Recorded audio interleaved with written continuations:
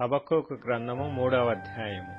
ప్రవక్తయగు హబక్కూకు చేసిన ప్రార్థన వాద్యములతో పాడదగినది. యెహోవా, నిన్ను గూర్చిన వార్త విని నేను భయపడుచున్నాను.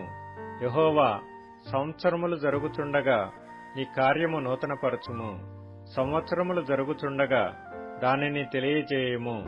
కోపించుచునే వాత్సల్యమును జ్ఞాపకమునకు తెచ్చుకొనుము. దేవుడు తేమానులో నుండి బయలుదేరుచున్నాడు. పరిశుద్ధ దేవుడు పారానులో నుండి వేంచేయుచున్నాడు. ఆయన మహిమ ఆకాశమండలమంతటను కనబడుచున్నది. భూమి ఆయన ప్రభావముతో నిండియున్నది. సూర్యకాంతితో సమానమైన ప్రకాశము కనబడుచున్నది. ఆయన హస్తముల నుండి కిరణములు బయలువెళ్లుచున్నవి. అచ్చట ఆయన బలము దాగియున్నది. ఆయనకు ముందుగా తెగుళ్లు నడుచుచున్నవి. ఆయన పాదముల వెంట అగ్ని మెరుపులు వచ్చుచున్నవి. ఆయన నిలువబడగా భూమి కంపించును. ఆయన చూడగా జనులందరూ ఇటు అటు తొలగుదురు. ఆదికాల పర్వతములు బద్దలైపోవును. పురాతన గిరులు అణగును. పూర్వకాలము మొదలుకొని ఆయన ఈలాగు జరిగించువాడు. కూషీయుల డేరాలలో ఉపద్రవము కలుగుగా నేను చూచితిని. మిద్యాను దేశస్థుల డేరాల తెరలు గజగజ వణికెను.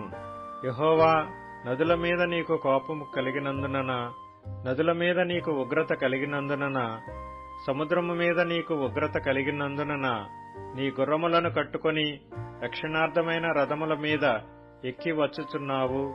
విల్లు వరలో నుండి తీయబడి ఉన్నది. నీ వాక్కుతోడని ప్రమాణము చేసి నీ బాణములను సిద్ధపరిచియున్నావు. భూమిని బద్దలు చేసి నదులను కలుగజేయుచున్నావు. నిన్ను చూచి పర్వతములు కంపించును. జలములు ప్రవాహములుగా పారును. సముద్రాగాధము ఘోషించుచు తన చేతులు పైకెత్తును. నీ ఈటెలు తళతళలాడగా సంచరించు నీ బాణముల కాంతికి భయపడి సూర్యచంద్రులు తమ నివాసములలో ఆగిపోవుదురు. బహు రౌద్రము కలిగి నీవు భూమి మీద సంచరించుచున్నావు.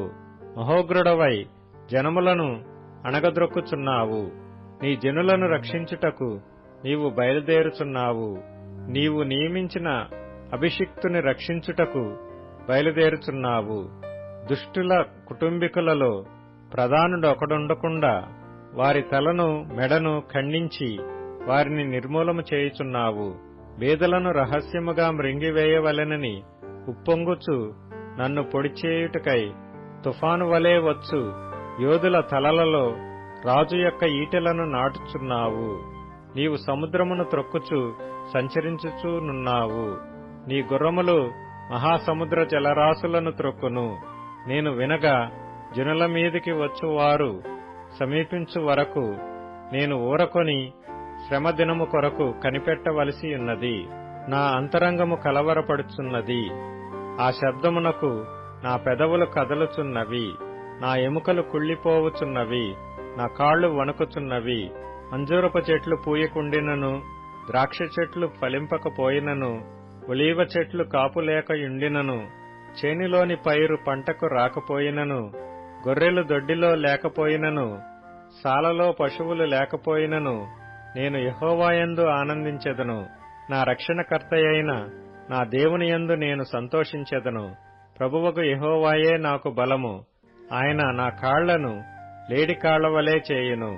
ఉన్నత స్థలముల మీద ఆయన నన్ను నడవచేయును.